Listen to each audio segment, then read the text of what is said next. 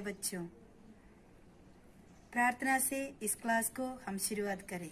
आओ आत्मा, पावन आत्मा, मेरा जीवन रोशन कर दे, एक नया परिवेश दे। आओ आत्मा, पावन आत्मा, मेरा जीवन रोशन कर दे, एक नया परिवेश दे। प्यारे बच्चों, पिछले पाठ में हम यीशु के पुनरुत्थान के बाद 40 दिन अपने शिष्यों को कैसे दर्शन देते रहे उसके बारे में देख रहे थे। अभी उसमें से यह एक दर्शन है जिसमें प्रभु यीशु शिष्यों के बीच में प्रकट होकर अपने शिष्य तोमा को विश्वास बढ़ाने के लिए ढाढ़स देता है। आइए हम इस घटना को विस्तार से देखते हैं। पाठ 12 मेरे प्रभु मेरे ईश्वर। ईसा ने स्वयं को अपने शिष्यों के सामने अलग अलग रीति से प्रकट किया, फिर भी उनके दुख भोग एवं मृत्यु को शिष्य लोग नहीं समझ सके। कलवरी पर ईसा की मृत्यु के बाद वे उदास एवं दुखी हो गए। वे यह समझ नहीं पा रहे थे कि आगे क्या करना है। उन्होंने अपनी सारी उम्मीदें खो दी थी। वे यहूदियों के भय से एक कमरे में द्वार बंद किए बैठे थे। ईसा पुनरुत्थान के बाद उसी रात को शिष्यों के पास आए, उनके बीच खड़े होकर उनसे कहा, तुम्हें शांति मिले। यह कहते हुए ईसा ने अपने हाथ और अपनी बगल उन्हें दिखाई। प्रभु को देखकर शिष्य आनंदित हो उठे। ईसा ने उनसे फिर कहा, तुम्हें शांति मिले। इस प्रकार ईसा ने अपने शिष्यों के मन से संदेह एवं दुख दूर कर उन्हें आनंद प्रदान किया। शिष्यों ने पुनरुत्थित प्रभु के प्यार एवं महत्व का अनुभव किया। प्रेरित थॉमस की विश्वास घोषणा।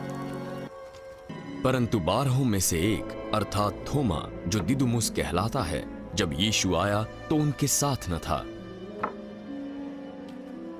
जब अन्य चेलों ने उसे बताया, हमने प्रभु को देखा है, जब तक मैं उसके हाथों में कीलों के छेद न देख लूं और उनमें उंगली न डालूं और पंजर में हाथ न डालूं, विश्वास न करूंगा। 7 दिन बाद चेले फिर से घर के भीतर थे और थोमा उनके साथ था। द्वार बंद थे।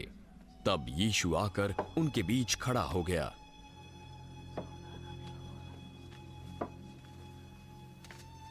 तुम्हें शांति मिले। अपनी उंगली यहां डाल, मेरे हाथों को देख। अपना हाथ बढ़ाकर मेरे पंजर में डाल। और अविश्वासी नहीं, विश्वासी बन। हे मेरे प्रभु, हे मेरे परमेश्वर,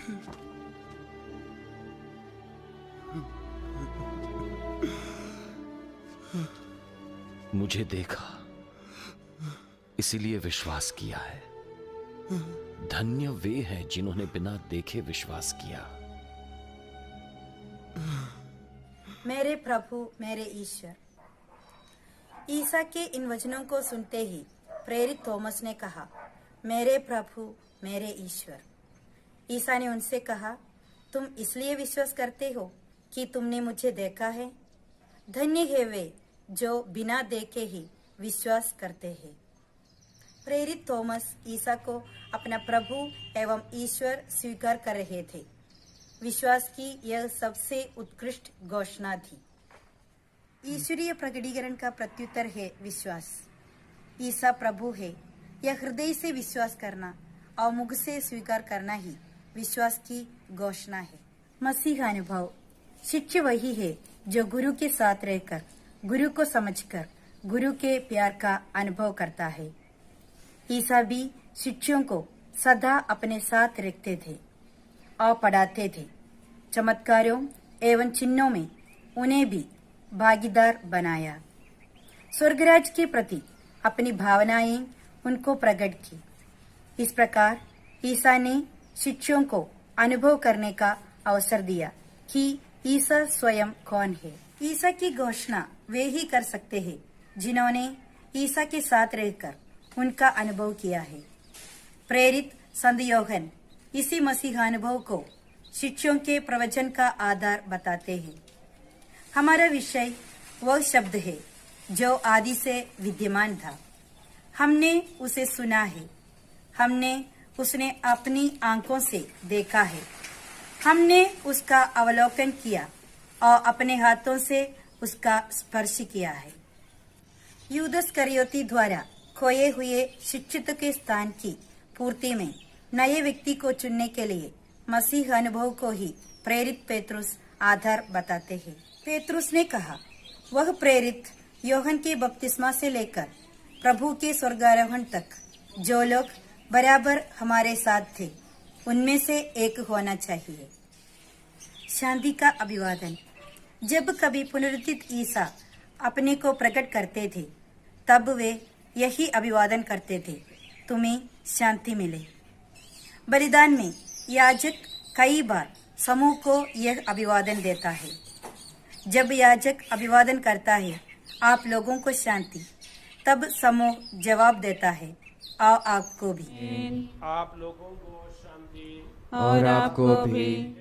यह अभिवादन सूचित करता है कि ईसा जो शांति है हमारे साथ रहे। हमारे पिता प्रेरित संत थॉमस ने जो विश्वास की घोषणा की थी वह हमारी भी हो जाए। हम ईसा को अपना प्रभु और ईश्वर मानकर स्वीकार करें। हम ईसा के साथ और ईसा के लिए जीवन बिताएं।